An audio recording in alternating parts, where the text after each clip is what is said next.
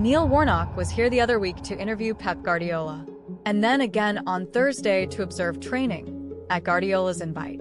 And then again on Friday night, seemingly for reasons unknown, sat next to Guardiola's closest confidant.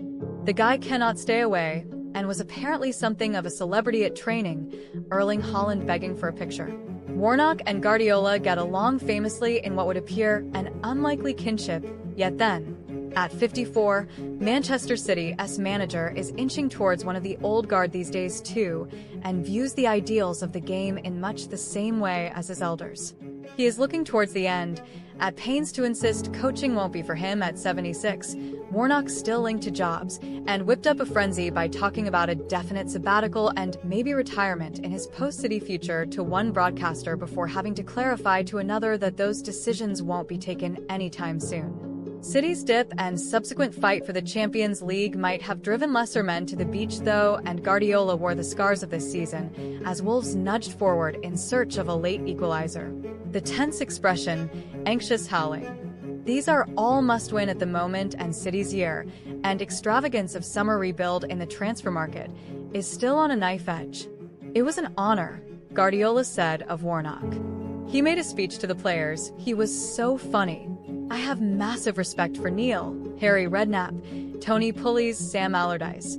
This country belongs to them. Having Warnock around for some crisis management was no bad idea, and it was the ultimate golden oldie, Kevin De Bruyne, who made sure City would have their feet up in relative comfort over the weekend. De Bruyne was serenaded to the tune of Seven Nation Army at the end by his penultimate night at the stadium where he has ruled for a decade. Making definitive impact during these final games is not only fitting but fills an emotional De Bruyne with pride and vindication in his enduring ability. A lot of teammates have spoken to me. They're sad also that I'm leaving, but sometimes that's how it goes in life, he said. The way I'm performing and acting is how everyone should be.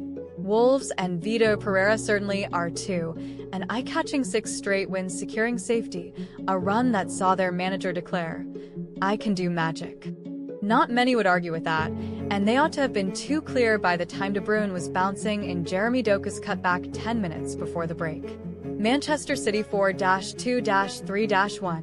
Ederson, Nunes, Diaz, Gvardiol, O'Reilly Akanji 58, Gundogan McAtee 84, Kovacic Nico 90+3, Silva, De Bruyne Foden 84, Doku, Marmish Lewis 84 substitutes not used, Ortega, Savinho, Haaland, Grealish manager, Pep Guardiola scorer, De Bruyne 35 booked, none Wolves 3-4-2-1 saw. Doherty Sarabia 65, Agbadu, Toti, Semedo Bueno 85, J. Gomez, Andre Gages 80, 8 Nori, Munetsi, Bellegarde Argomez 65, Cunha Hichon 85 substitutes not used, Bentley, Giga, Doyle, Lima manager, Vitor Pereira scorer, none booked.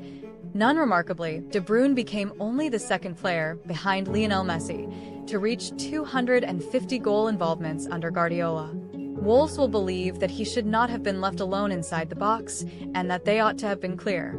Marshall Munetsi had performed his finest Gaza impression, agonizingly failing to connect when sliding onto Nelson Semedo's center, while Ryan Ait-Nouri struck a post and saw Josko Gvardiol.